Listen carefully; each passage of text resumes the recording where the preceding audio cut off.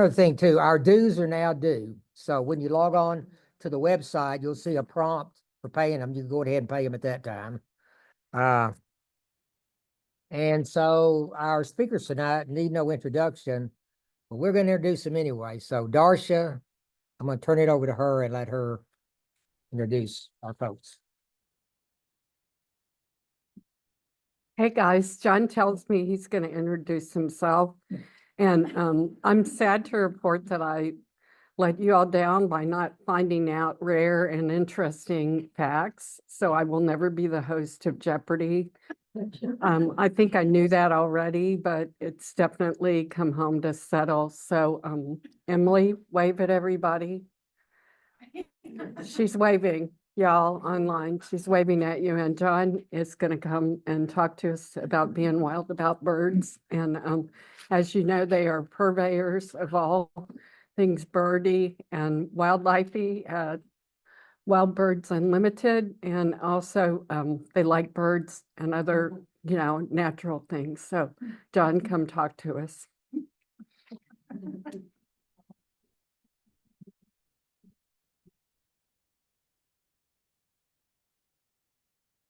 So at some point, I'm going to stop saying, so for those of you that don't know me, because at some point you all are going to know me. But anyway, before I get started, I actually want to give a round of applause to David and Ann, who of course has been there all along too, for the great job that they've done this year. And since this is the last meeting, so thank you very much to both of them. Okay, so I have given presentations before, but I have never given one in front of a computer that's got Zoom on it. So this is a little weird for me. So usually I do these on the fly. Come on, can I get a groan there? Yeah. Okay, all right. Okay. All right.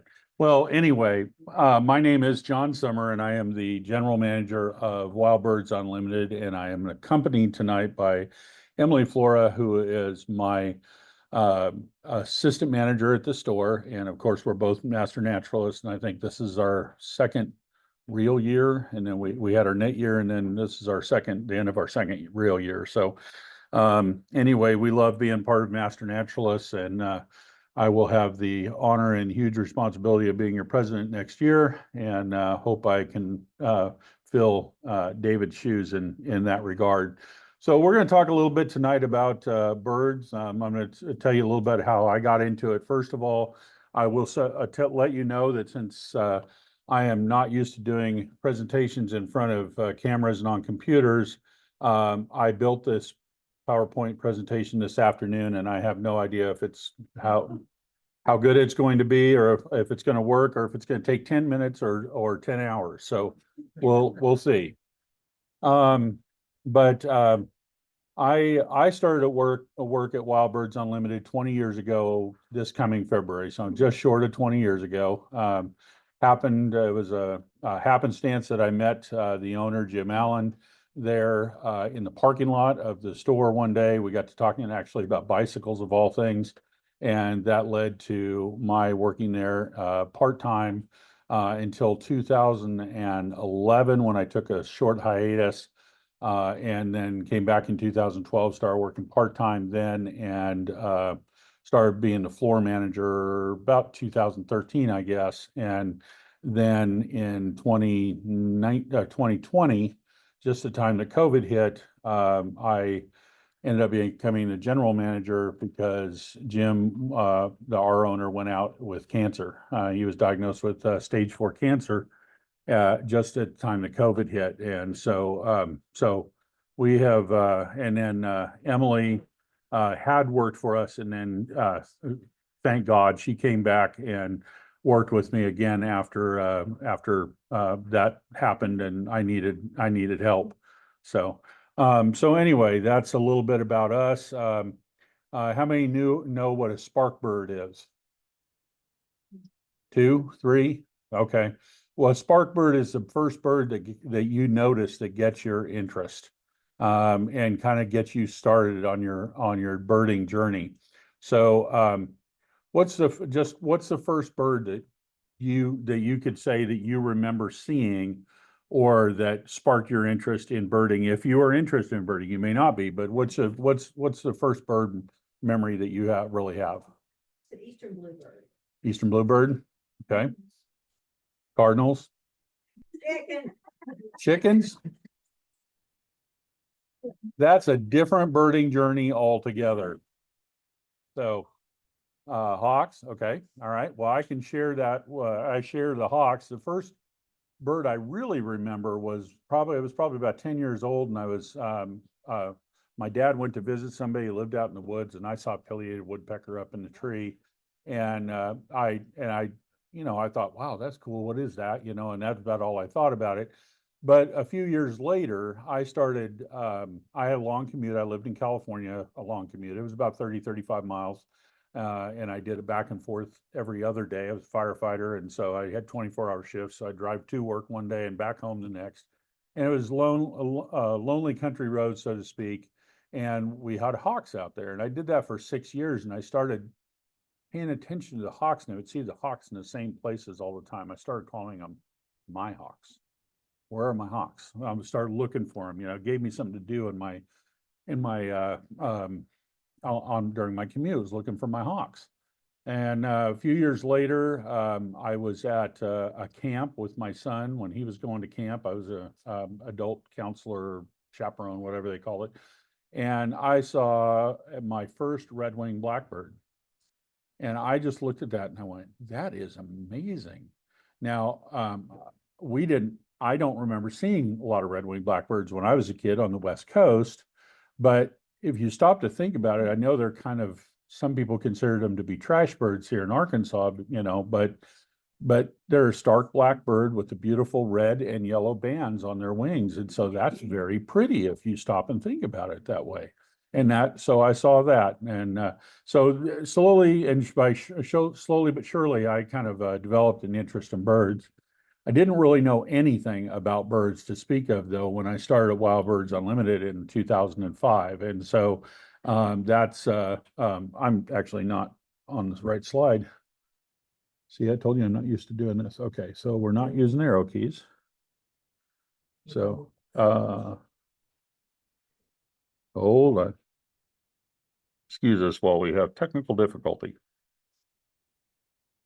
Click on the presentation. Oh, here? Right there. Oh, And okay. now your arrow keys will work. Now the keys will, hey, look at that. Okay. Love it when a plan comes together. Okay, so anyway, we're in the introduction phase right now. So I have learned a lot over the 20 years that I've been there. I still am learning. Everybody says you must know a lot about birds, and I say no, I know this much in a world that's this big. And I know this much really well because I answer the same questions every single day for 20 years. And so it sounds like I'm really knowledgeable about stuff, but I'm really not. I just know that I know what I know. Okay. So Emily has been with us all total about 7 years. No, is it longer than that? 9 years? About 9 years now. Yeah, all total. And she is it would be a rough go if I didn't have her there. And so I just appreciate her so much. And she also is into birding and probably paid more attention to birds than I did before she came to work at the store. She probably paid more attention to birds than I did before I went to work at the store. So anyway, all right, now let's see if we can make this work. Something bad happened? Oh, okay. All right, good. Okay. All right, so that's an introduction to me, Wild Birds Unlimited. Oh, I didn't say anything about Wild Birds Unlimited, but we've been up in the Heights. The store's been there. This is our 31st year. We had our 31st anniversary in September, and it's a great company, and I'm just very pleased to be with it. It's a franchise store. It's independently owned, locally owned, so on and so forth. So we are right up by the Kroger store, right across the street. We're next door to the UPS store. A lot of people know where the UPS store is, by the Kroger up there. So come up and visit us. So, all right, so let's talk about some fun facts about birds of the world and Arkansas. So there are about 10,500 birds, species known in the world. That number has grown just since the time I've been at Wild Birds Unlimited. It used to be right around 10,000. Now it's 10,500. When I was doing a little research today, though, there are actually now some folks out there that are saying there's as many as 18,000 species of birds in the world. And that has to do with science stuff I don't understand, taxonomic breakdowns and things, and those are always changing. Sometimes two birds are combined as one species, sometimes one species is broken into multiple species, and so on and so forth. So anyway, but the figure that most people go with is around 10,500. Now, in North America alone, which would include Mexico, the United States, and Canada, oftentimes Mexico's left out of that description, but in Mexico, US, and Canada, there are about 2,000 plus or minus bird species. And in the United States alone, we find about 1,000 of those. All right. And in Arkansas, we see about 400 plus. And I've seen numbers about 420, but I've seen them very close to 500 as well. So when you include migrants that are passing through the state and so on and so forth, sometimes that number can vary. So I think I like to break things down. I think it's fun to do it this way. So if you think about it this way, 40% of the birds in the United States can be found here in Arkansas. That's pretty cool. You don't even have to leave the boundaries of the state. You can see 40% of the birds that you would find in the United States. That's pretty cool. And that 400 plus equals about 4% of the world's bird population. So that's pretty cool too. As big as this globe is, we got 4% of the birds right here in the state. So as far as birds, sizes of birds in Arkansas, they range from the smallest bird, which is a ruby-throated hummingbird, to the largest bird, which is the trumpeter swans. How many of you have been to see the trumpeter swans up in Heber? Seriously, that number should be much higher. If you all haven't seen the trumpeter swans, and in this room, for those folks at home, it was only about 4 or 5 people in the room that have actually seen them. You need to go see them. They are magnificent birds. Their wingspans are 6 feet. They can weigh up, the males can weigh up to 35 pounds, and it takes 100 yards for them to take off when they're trying to get out of the water, because they're so big and so bulky and are pulling so much drag in the water. It's just fascinating to watch them. And then what's really cool is that there's always other birds around with them too. So there's all kinds of different ducks and other waterfowl up there too. So it's always a treat to not only see the swans, but to see the other waterfowl that are out that are there. Yes, sir. When's the best time to see it? Well, the last I saw, the guy that monitors everything up there said 2 or 3 days ago that they're not here yet, but they usually arrive somewhere in the end of November. So we're there beginning of December, and they're usually here until about February, March, somewhere. Thanksgiving to Valentine's. There you go. There you go. Thanksgiving to Valentine's. The question was, when are they there? And they're up in Heber Springs. There's 3 private ponds. They started they don't really belong here. That's what's so cool about it. They've started making their home in a pond, a single pond, private pond, up near Heber Springs. And the people that own that pond were kind enough to actually open it up and allow people to come drive right up to the edge of the pond. They even put a corn dispenser out there so you could take corn and feed them, and so on and so forth. And that population has grown over the years, and it's now they've now spread. Their numbers have spread so that there's actually they're on at least 3 publicly accessible ponds up there, and it's pretty cool. If you want information on how to get to the swans, take down my email address at the end of the presentation and email me, and I will send you directions on how to get there, including GPS coordinates and so on and so forth. It's super accessible. It's straight off the road on gravel roads, and you drive right up to the water. You don't have to get out of your car even. And so but it's worth doing. Okay, so anyway. All right, colors of birds in Arkansas. We have every color of bird, every color in the rainbow of birds in Arkansas, from the scarlet tanager on one end to the purple martin on the other end. And one of the coolest birds that we have is a painted bunting, and it has virtually all the colors of the rainbow right there in it. And you can see the pictures of those there. So we're going to talk about the plight of birds in the U.S. for a minute. And so in 2019, there was a study done. Well, the study had taken many years, and it was published in the journal Science in 2019. And it pointed out that the bird numbers and the bird population has decreased by 2.9 billion birds since 1970, just in the U.S. alone. Okay. So what that means is not that we've lost 2.9 million birds since 1970, but there are 2.9 million less birds today than there were in 1970. Okay. And that's a pretty significant number. So I am visual, and big numbers like that. I mean, I can say billion and trillion and whatever all day long, but I can't really wrap my head around it. So I came up with this little thing to help visualize what a billion is, that might help you understand what that impact is and what that significance is. So if you take the palm, put your hand out, and you take a roll of pennies and dump that in your hand, that's 50 pennies.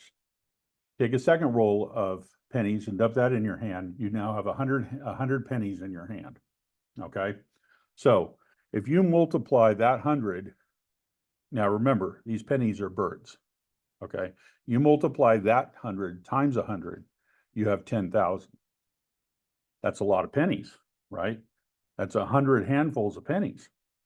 You take that 10,000, you multiply that times 100, and you have 1,000,000. You take that 1,000,000 pennies / birds, and you multiply that times 100, you have 100 million. You take the 100 million and you multiply that times 10, you have 1 billion. Now, I'm going to be honest, I can't say this without getting choked up, because when I think about how many birds that is, it just floors me. So there are almost 3 billion less birds here in the U.S. now than there were in 1970. That equates to roughly 40% of the bird population overall is gone. Sorry. I've given this section of this presentation 2 or 3 times, and I get choked up every time. So let's break that 2.9 billion birds down. Migratory birds, 2.5 billion of them are migratory birds. 40%, 2 in 5 of Baltimore Orioles have been lost.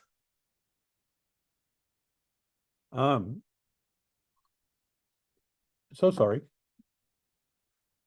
Obviously, I'm passionate about birds. Forest birds, 6 in 10 of the wood thrush, 60% of the wood thrushes are gone from the United States. This is just in the United States.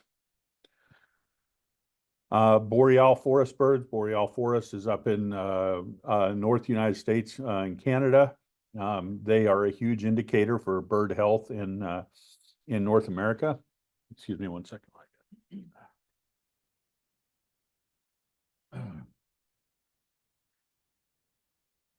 Yeah, I'm gonna have to practice this speech more times so that I don't cry or, get teared up.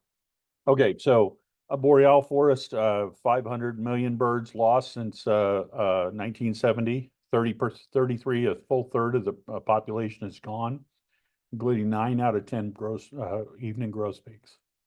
That's huge.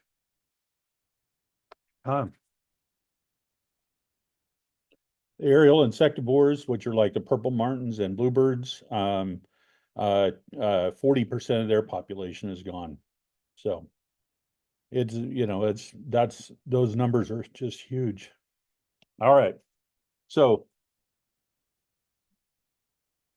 there are actually, and I probably should have put a couple of slides in here. Incidentally, All of the information I just gave you is all available, well, in several places, but the Cornell or Lab of Ornithology website, Audubon's website, there's several of the large major birding organizations have this information in different formats. But yes, there are actually birds that have gone up, believe it or not, in places like Chicago and New York. The populations of peregrine falcons have actually increased because of the perching areas that they have, the roosting areas that they have on tall buildings. And so there's actually increased habitat for those birds. And so some of those numbers have actually, some of the birds have actually, numbers have actually risen. That was a good question. Somebody asked if any of the numbers have gone up. I forgot to repeat the question. Yes, Ann. Keep this one too. Okay. But Julie's new iPad, I'm not sure who that is, but in chat says that 2 swans have been reported at Heber, I believe, this morning or yesterday. Oh, perfect. Okay, so, That come to this location. oh, that's awesome. Okay, okay, all right. So the good news is that 2 trumpeter swans have been seen up in Heber, and they are actually banded. They wear collars, tracking collars, which means they've been here before. They have numbers on them, and so they're known by their numbers anyway. So I think it's a pair, and they have arrived just this morning up in Heber Springs. So that means there will be more to follow soon. Okay, moving on. So what are the major threats to birds? So habitat loss, and this information comes from the American Bird Conservatory. Habitat loss and degradation is a big one. I don't have any numbers as to what these are, which are the largest and which are not, but so large scale agriculture, as you can see from that picture down in the bottom right, takes huge tracts of land and repurposes it for the growing food. And, we got to eat. We understand that. But that obviously you take hundreds of thousands of acres and make it take that habitat away from birds. They either have to go somewhere or die. And so obviously they're dying. So urban development, again, urban sprawl, same thing. We got to live. We understand that. Can we do it in a smarter way so that we are affecting the habitat less? These developments that have been going in out in West Little Rock just break my heart every time I drive past one. Having been in the building business at one time, I know perfectly well that you could build a house around trees that are still there. But but the developers don't see it that way. They want to take every single tree, bush, shrub, everything else completely out of the picture and start from scratch like they were writing on a whiteboard. And that's not the way to maintain a healthy eco environment. So, and those changes are going to come from us when we say, no, I'm not going to build a house. I'm not going to buy a house like that. I want a house that's built on a lot that has trees on it. Established 100-year-old oaks, and we'll fit. Well, yes, we're going to cut down 3 or 4 of them, but we'll fit the house between the rest of them, and that can absolutely be done every time. All right, climate change. I'm preaching to the choir here, so I don't really need to go into that, but we understand that as things warm up and the climate changes, it's going to affect birds adversely. They're either going to have to move or adapt or die. It's those 3 choices. Invasive species. It was a big deal back in the late 1800s to bring old world, meaning European birds, to the United States, and those birds were some of those birds were released, and house sparrows now, which are native to Europe and not to the Americas, now can be found that all the way down into South America. They have spread so invasively that they have taken over North America from coast to coast, spread right through Central America, and are now in South America competing for natural resources there. And so that's a big deal. European starlings, not as bad, but pretty close. So those are 2 of the ones that we're most familiar with. Collisions with glass is actually one of the biggest deals. Lynn Foster wrote an article in the last newsletter, which came out, Sunday or Monday, online. I hope you all got a chance to read it, where she actually walked around with the building manager downtown picking up dead birds that had collided, and they do that on a daily basis. Yes. And Lynn Foster is involved in this. There's some initial discussions about starting a CAM project monitoring bird collisions. There are places that collect the data, so that might be coming this year, so just. Oh, that'll be fun. So David was saying that Lynn Foster is part of a spearhead group to possibly have CAM involved in actually collecting dead birds around the big buildings downtown, so that we can actually get data on what's happening.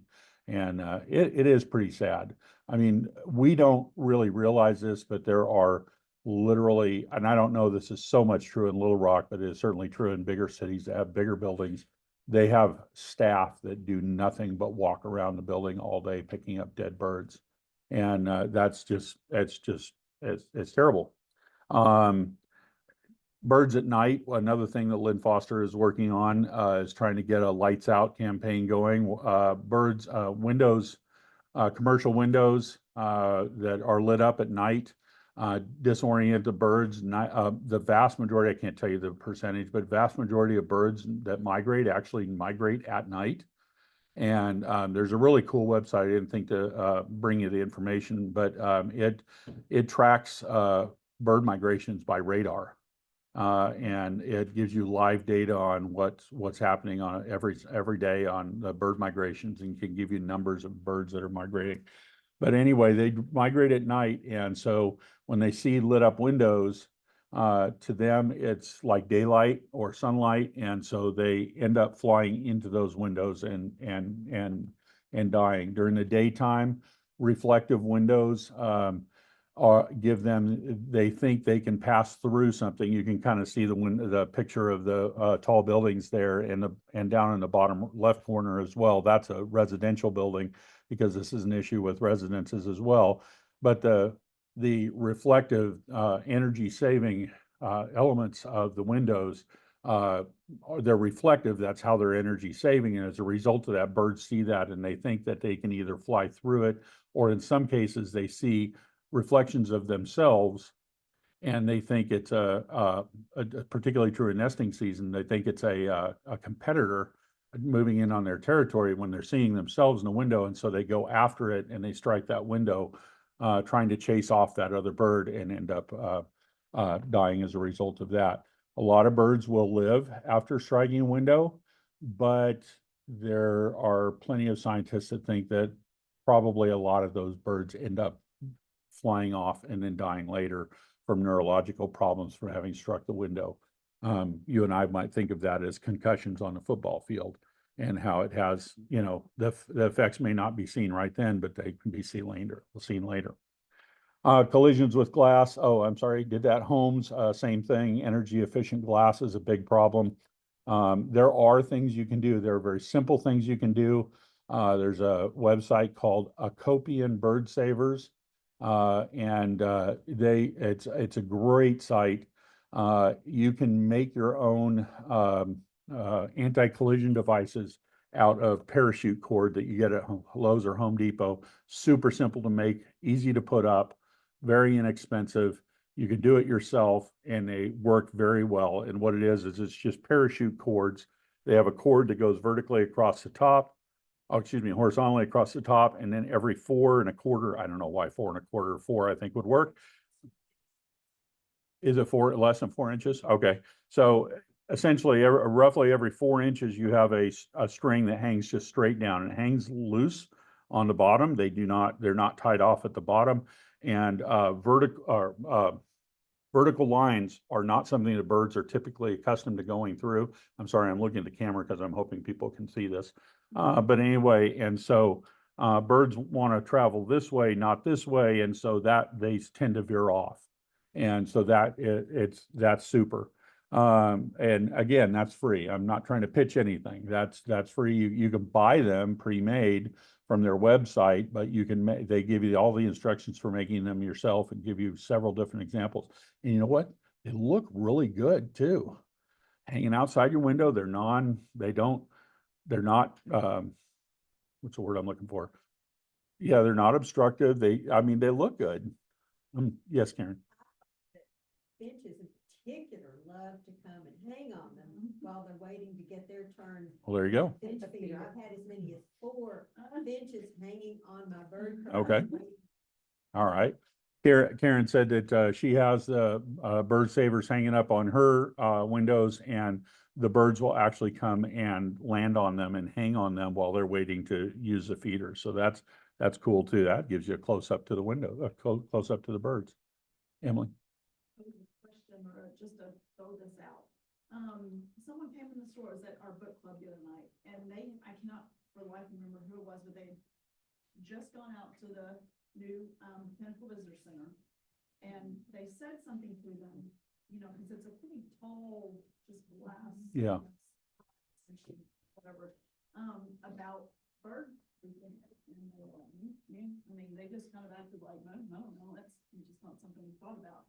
And I was like, well, that's kind of interesting, because you think, you know, because it faces the woods, and surely there's birds flying into that. And I don't know if anybody had any contact, and whoever it was mentioned it. And I'm sure, you know, the person working there at the time, maybe didn't know anything about it, but I don't know if anybody's done any contact up there, that we can maybe ask. You know, Okay, it's gonna be a challenge for me to pare that down for the folks at home. But basically, the comment was made that Pinnacle's new visitor center has a lot of glass and no bird collision, anti-bird collision devices there. No stickers on the windows, no bird saver curtains or anything like that, Zen window curtains. And apparently don't seem, at least with the person that was that had mentioned this, there was no, the person that they spoke to there didn't seem to have any awareness or care. So I think that as CAM members, that's something we could get behind. We could get in touch with them, and if enough people say, hey, you need to do this, maybe it'll get done. But you know, we'll see how that goes. Yolanda, did you have a comment and follow up? It's the lead interpreter there, Yeah. but whether or not he has any authority or. Right, can yeah. just use that. Bureaucracy. I think that's the Yeah, problem. lift that up the I wonder food if that's the chain. problem, if it's. Here's suspect it what is. state we live in. Just a comment, when they did the new visitor center, they decided not to move any of the live animals. Yeah, or the bird feeders. So there are no live animals in that shiny We have- new visitor center. We had lunch with Matthew today. Oh, They had very little input. Yeah, And yeah. something, no classroom there. right. Away from their Education. educational. Yeah, No purpose, educational no component. educational Right. purpose. They're turning it into tourism. yeah, yeah. Gotcha. Yeah, so little conversation going here on the floor about how the mentality of the Parks Department has changed, and how they are going after tourism rather than after education and so on and so forth. So again, we can get involved in that just individually and let them know that, you know, what we think they need to do out there. So anyway, let's move on so we don't take too long. Collisions with other structures, so power lines, wind turbines, vehicles on the road, so on and so forth. Those account for a percentage of bird deaths. Pesticides and toxins, there's different ways that can happen. Direct toxicity, the little picture that they're showing there, that I've got there in the bottom right corner. You can see the tractor spraying as it's going along, and you know, of course, you know, it's going to spray the birds themselves if they don't fly out of the path, and who knows how far that cloud goes while they you know, beforehand. or I mean, after they've sprayed. Secondary poisoning is a big issue, and this is one that's near and dear to my heart. Please do not use poisons to take care of rodents outside of your home. What happens is the rodents, rats, mice, etc., get into those poisons.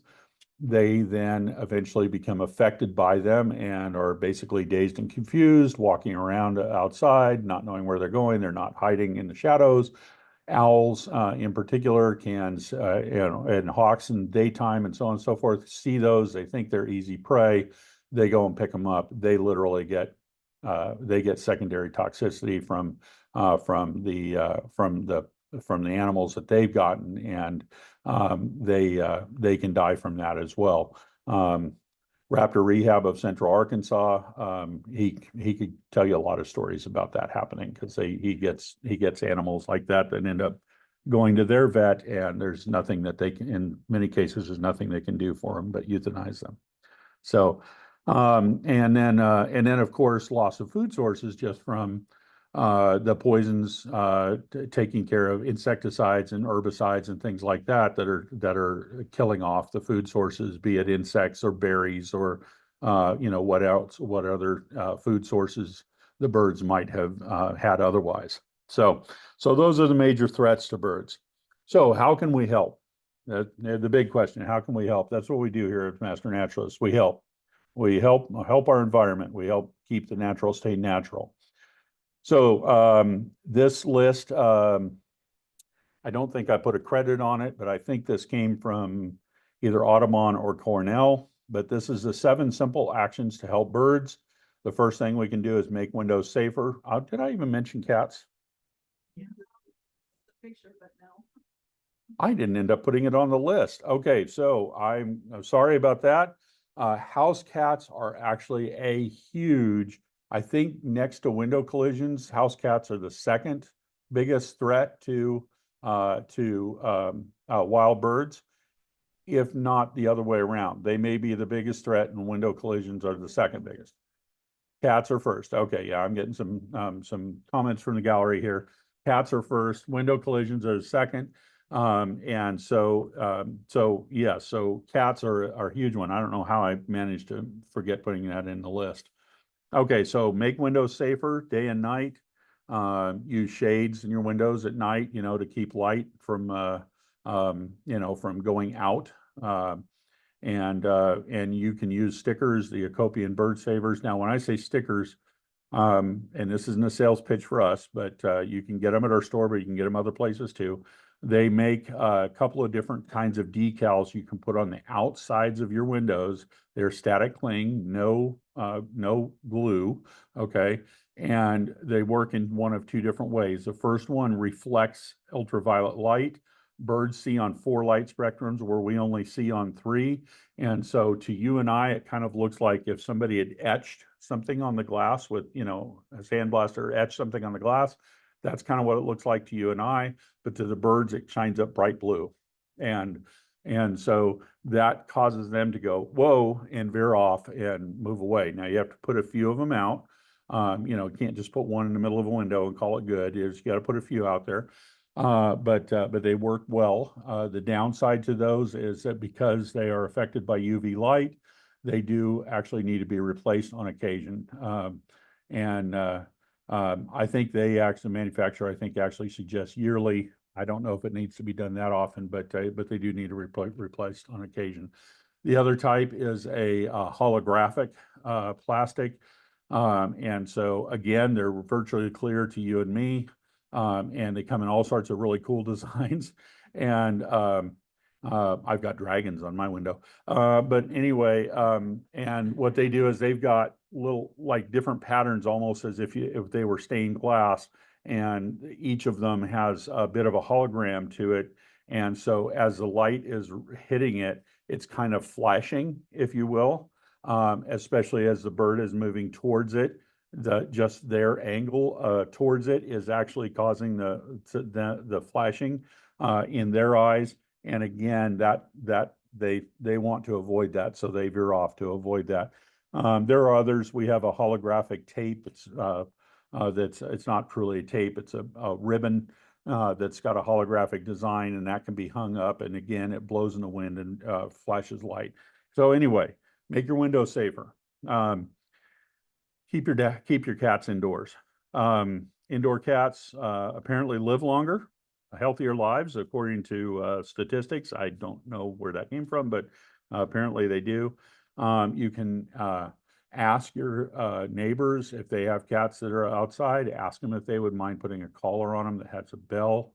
Honestly, I've been doing this for so long, and virtually every customer I suggest that to says, I don't know if I want to ask my neighbor that. But, you know, if you have that kind of relationship with your neighbor that, you know, hey, if you're not going to keep your cat inside, could you at least put a bell on it so that the birds know they're coming? That can be helpful. Reduce lawn by planting native species. And again, we're preaching to the choir here. So native species are good for the birds. Native plants attract native insects, which attract native birds.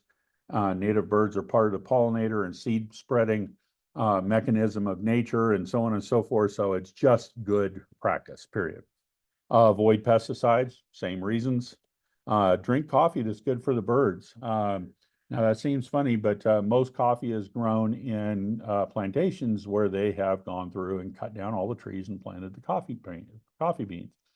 Coincidentally enough, they then cover them with burlap because they wanted shade.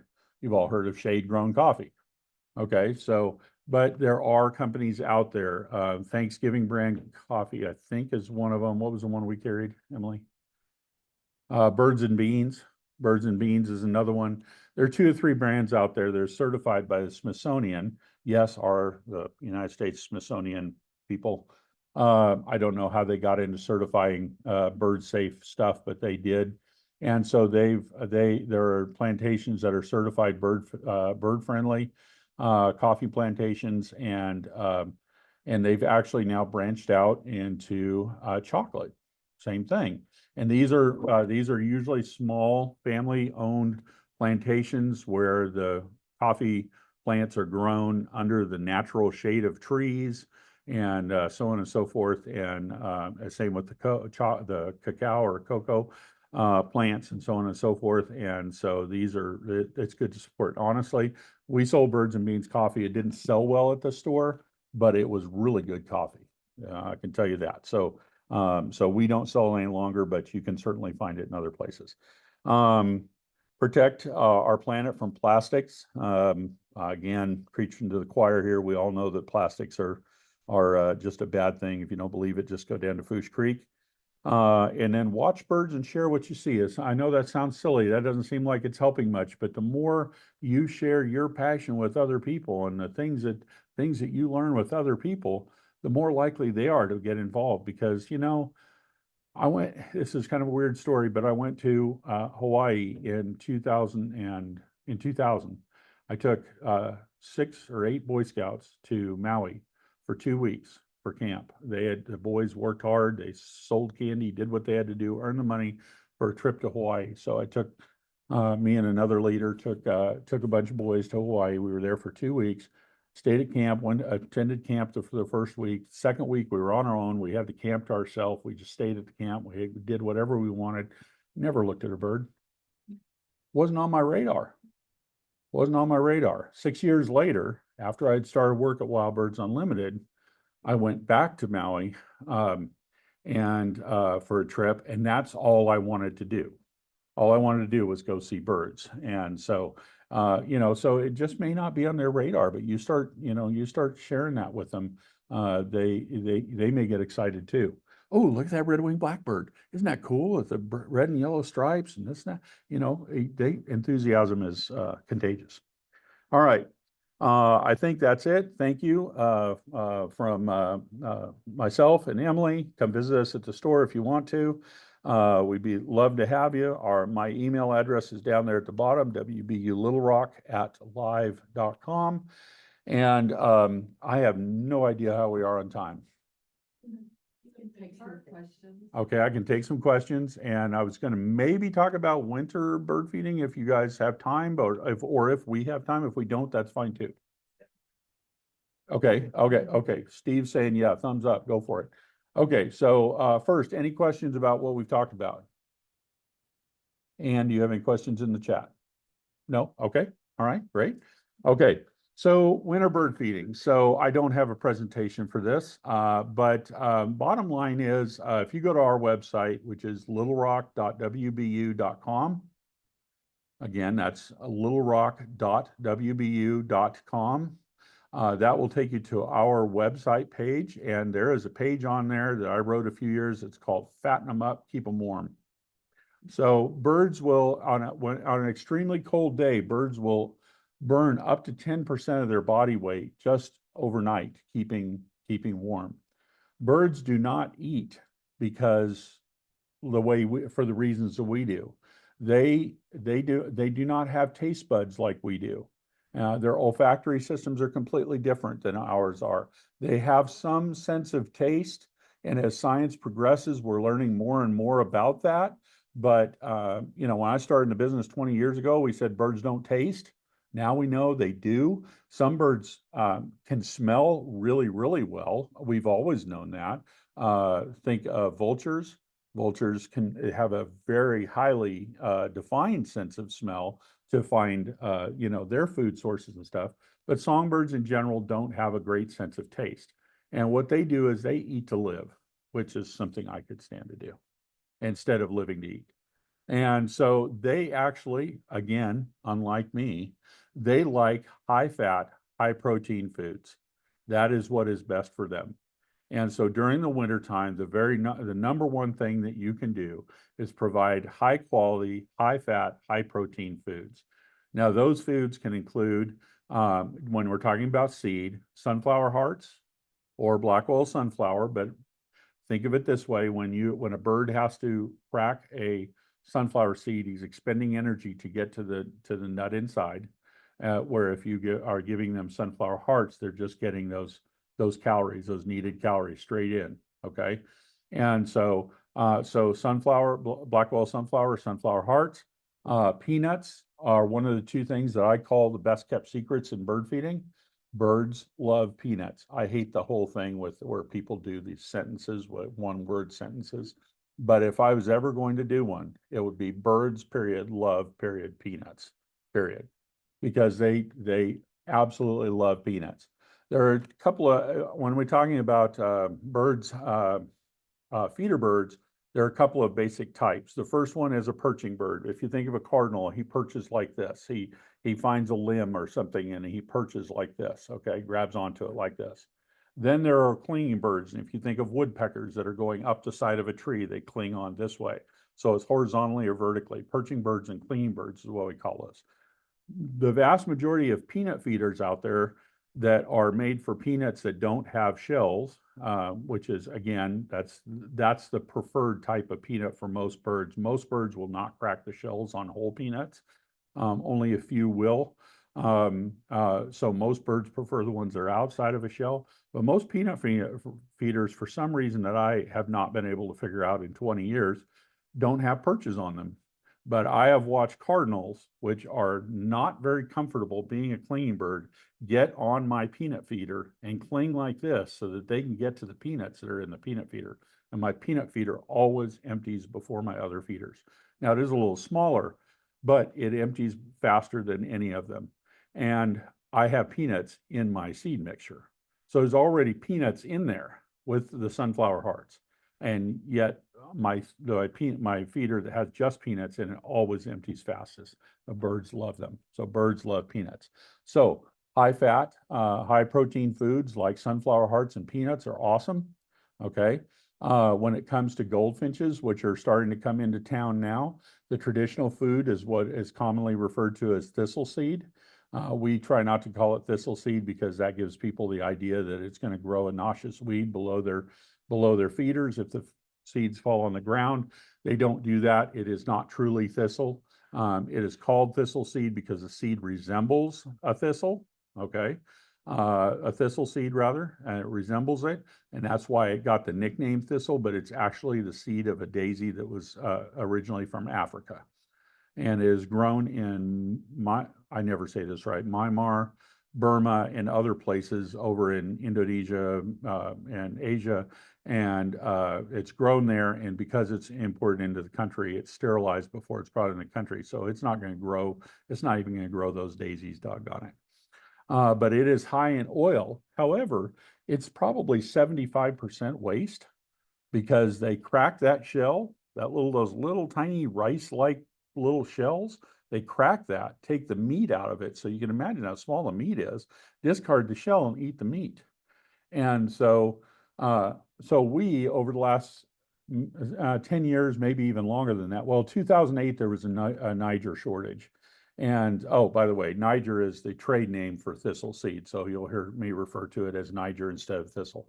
But there was a shortage that year. And so we started directing customers to sunflower hearts. Well, sunflowers are a natural food for goldfinches. That's what they eat naturally, and along with thistle seeds, dandelion seeds, and other such seeds. And so, so sunflower hearts work great for goldfinches as well. And again, are high fat and high protein. Then, of course, there's secondary foods, and I'm trying to go really fast here because I'm not sure how much time I have. Secondary foods like suet. Suet are great. That's rendered beef fat. Back in the early 20th century, they didn't have highway departments that went out and cleaned up roadkill, or, animals that died beside the road. So people would go on their horses and their buggies. They would go past, dead animals on the side of the road. And people were starting to really pay attention to nature around that time. It's kind of a revolution for that. And they would notice that songbirds would be eating the fat out of animal carcasses. They wouldn't eat the meat, but they would eat the fat. And that's where the idea of suet originally came from. So people started rendering down fat from, because they used to also get partial cows in there, hanging up out in the cold room. So they'd take the fat, they'd cut that off, they'd boil it down, render it out, get just the pure fat out of it, and they put that out for the birds. The birds love it. And then over time, people started adding ingredients such as nuts or peanut butter type stuff, ground peanuts, fruits, seeds, and things like that, to berries, to those. And so you have what we see as the little square cakes that are sold for suet on the grocery store shelves and in our store and things like that. And those are really good because they're high in fat and high in protein. So, peanuts, suet, sunflower seeds, those are all great foods to feed. Excuse me. The other big thing to do in the winter is water. Okay. Water is really important in the winter, almost more important in the winter than it is in the summer. We are not in the Dust Bowl days anymore. And so there's always water to be found when it's hot outside. Sure, some little creeks and stuff may dry up, some ponds, may dry up and things like that. But for the birds, there's still people watering their lawns. They've got sprinklers going, their swimming pools, et cetera, water running down the trough on the side of the street, et cetera, to the drain and so on and so forth. So there's generally water around when it's hot. What happens though, when we end up with something like Snowmageddon we had a couple of years ago, where we have a foot of snow and everything is frozen solid because it's 7 degrees outside and all of the water sources are frozen up, then they don't have water. So having a good water source that is open during frost or freezes is really vital for birds. And you may well see more birds at your bird bath in the winter than you will during the summertime. And you may see birds at your bird bath in the winter that you don't see any other time because they need that water. So they're coming in from around the area. Oh, water, there we go when they go to it. So how do you do that? Yes, you can put hot water in your bird bath 3 times a day, but that's not much fun. But if you have an electrical outlet outside and can run an exterior electrical cord outside, there are de-icers, bird bath heaters that you can keep in the bird bath that will go anywhere from 40 watts up to 250 watts. So they'll either keep just a little portion of the water open so the birds can get to it, or it'll keep the whole bird bath clear and available for the birds. Because bathing is still important for them in the winter as well, because they need to keep their feathers clean so that they can fly properly. So it's not just about drinking water, it's also about bathing and keeping themselves clean.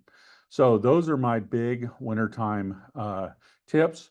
I guess this is going to sound like a pitch for Wild Birds Unlimited, but we carry these things called roosting pockets. They're generally about this big, and they are made out of woven grass. And then they have a hole in it, and they look like the cute little bird's nest thing. They're really not nesting. They're for roosting, which is what birds do in the wintertime. They nest when they're having babies, and they roost to get out of the cold and the rain. And so you can buy these little roosting pockets. You can hang them up in your covered porch. You can take them and push them into an azalea if you're still into azaleas. Oh, are there native azaleas? Okay, well, there you go. I'm not a plant guy. But anyway, you can, stick them in there, stick them into shrubs, and birds may find them. They may not use them, but they may find them and use them for staying warm and out of the weather at night. So anyway, those are my basic tips. Emily, do you have anything you'd like to add to that? No, covered it. Okay. Anybody have any questions? Anything from you, Ann? Anything on chat? From the 4 or 5 people that are there? How many people ended up on chat? 13. Oh my gosh, if I'd known my audience was that big, I'd been more nervous. So, all right. So how do you keep squirrels out of bird feeder? Okay, well, that's the one question I've been answering for 20 years. But believe it or not, over the 20 years, that answer has changed. So when I started there, we sold mostly squirrel-resistant bird feeders, and we also sold safflower seed. And safflower seed is a seed that it's got a bitter flavor to it, and apparently that's one thing some birds can taste, because it also helps keep away blackbirds like starlings and grackles and things like that. But other birds will eat it just fine. Some birds can't because it's super hard. But anyway, it has also got that bitter flavor. Apparently squirrels and raccoons don't like it much either. However, in 20 years, I have seen a lot of adaptation, and squirrels are now eating safflower where they didn't used to. Hang on just 1 second, Anna. I will finish this question and I will get to that one. And so what we do now is, well, we still sell safflower. And what I find is it works about half the time. And for the people that it works for, it works really well. And for the people that it doesn't work for, it doesn't work at all. Okay. And so great if it works for you. But otherwise, we still sell squirrel resistant feeders. But in the last 8, 9, 10 years, we've had hot pepper foods come on the market that have really literally changed our business. And they are regular birdseed blends. The two birdseed blends that we have are both no mess, which means they don't have any shells. It's just one of them is sunflower hearts and peanuts, and the other one's just sunflower hearts. And they are coated with basically a capsaicin or habanero infused oil. They are then cured or dried so that they're dry, and they are very effective at probably over 99% rate. And just so you know, that do not hurt the birds. They do not hurt the squirrels either. It's just like if you ate something that was too spicy and you would say, I'm not going to eat that again. That's what the squirrels do too. They're not going to be happy when they get that first bite, but then they're going to go, I don't want to eat that anymore. And that's the whole point of it. But squirrels, their olfactory systems are different. They don't smell or taste the hot, and their digestive systems are different. Oh, I'm sorry. Did I say squirrels? Okay, I'm sorry. Birds' olfactory systems are different, so they don't taste it. Thank you for the correction. They don't taste it, and they don't smell or taste it, and their digestive systems are also different. They are not mammals, which I know this sounds really stupid, but I didn't know that till a few years ago. Birds are not mammals. I didn't know that. I didn't pay a lot of attention in high school science. So anyway, their digestive systems are obviously different because we see what happens to our car windows.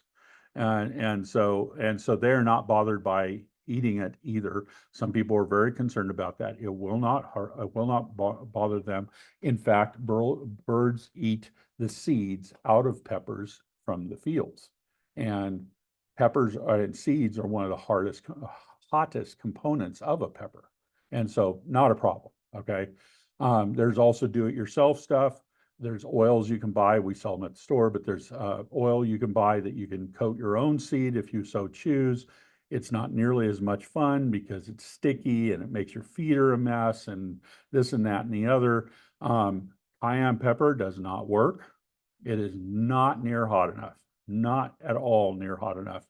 So hot pepper has really changed our way of doing things. But squirrel resistant feeders, if you have the right place to put a squirrel resistant feeder, they're fantastic because then you use regular bird seed. It doesn't cost more. Hot pepper seed does cost more. But if you can use a squirrel resistant feeder that keeps the squirrels out of the food, not off the feeder, but out of the food, then you can use regular seed and it works great. So, and what was did I answer your question? Okay. Flavors of soot, is there any one kind that's, better than any other kind, or depend on what you're trying to attract? Sure. Well, the one I prefer on toast in the morning. Oh, the question is, there's so many flavors of suet, which one is best? And so the one I prefer on my toast in the morning, and I'm just kidding. No, it really doesn't matter. Just make sure you're getting something that's high quality. Check the ingredients on it. Make sure it looks like it's stuff that the bird should be eating. I don't know about suet, but I know you can go to Budget Bird Seed, and you can buy things that have like grass seed and other things that the birds actually literally don't eat. So the food is cheap, but they're not eating a fair portion of it, and then all of a sudden it's not such a great deal. So what I suggest at our store is if you have squirrels that can get to your feeders, use the hot pepper suet. We've been selling that since before I started working there. So we've always had some hot pepper stuff, but we just started doing the seed a few years ago. But hot pepper suet works great. Incidentally, hot pepper does not work it works about half the time against rats. And my suspicion is that it depends on the breed of rat. Okay. It probably works really well against the breed A and probably doesn't work at all against breed B. But overall, it's about 50% on rats. Doesn't seem to work much on mice. Absolutely does not work with chipmunks. And to me, I find that really interesting because we think of rats, mice, chipmunks, squirrels, all these guys are all rodents that are related, right? What works on one should work on them all, but that's not the case. Hot pepper also does work on raccoons. So getting back to the suet question, so the one I like at our store is called Nut and Berry, and it's got like 5 different kinds of nuts in it as well as the suet base. It's got the about 5 different kinds of nuts in it and cranberry, so it accommodates everybody. But really, it doesn't matter. It really doesn't matter. Yes. We have this, like buying a box of like Audubon soot cakes, and in there blueberry and stuff. You open it, it smells really good.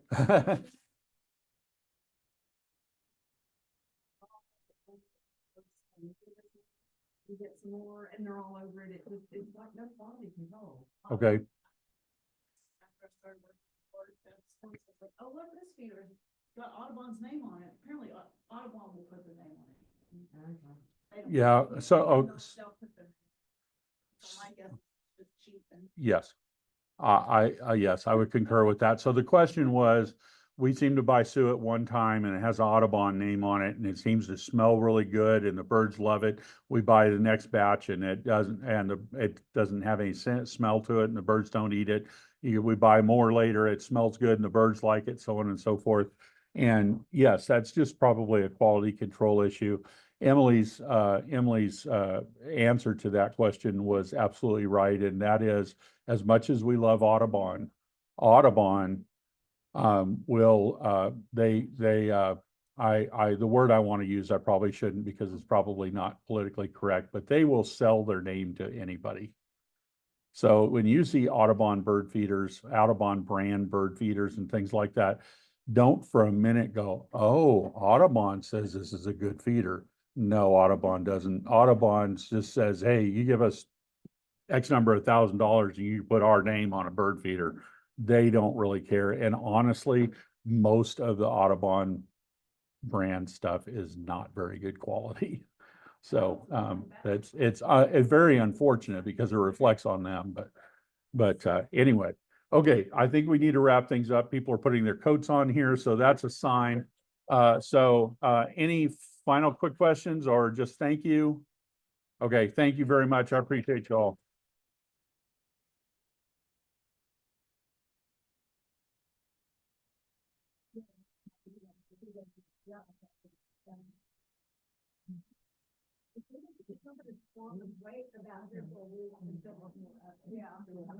Hey, I'm gonna let somebody take care of the computer and shut down. Oh, I forgot to tell you, I've got handouts over here. We have our store hobby guides are there, but there's also. Thanks, John. Thanks, Ann. That was great. I thought it was interesting too. I loved it. You coming to the Christmas party, the winter holiday event? You know what? I didn't, when I wrote it down the 12th, 6 to 9, but I think we've got something we have to do on the 12th. You gotta come to the party. I didn't get up and go check the calendar, but if I'm wrong, good. And if I'm right, maybe we'll change. Oh, well, yeah. Maybe we'll change Cam. Well, Thank you. And thank John. That was really great. And Emily. okay. Have a good Y'all have a good weekend. night. Bye. Come see the trumpeters and come see me. We're right around the corner. Did you have another one, Our Brad? house is right around the corner from the trumpeters. Oh, So that's good to When you know. come see them, come over and have a cup of coffee. Sounds good. Okay, bye. Bye-bye, y'all. And I thought, what I do? Well, you answered the question.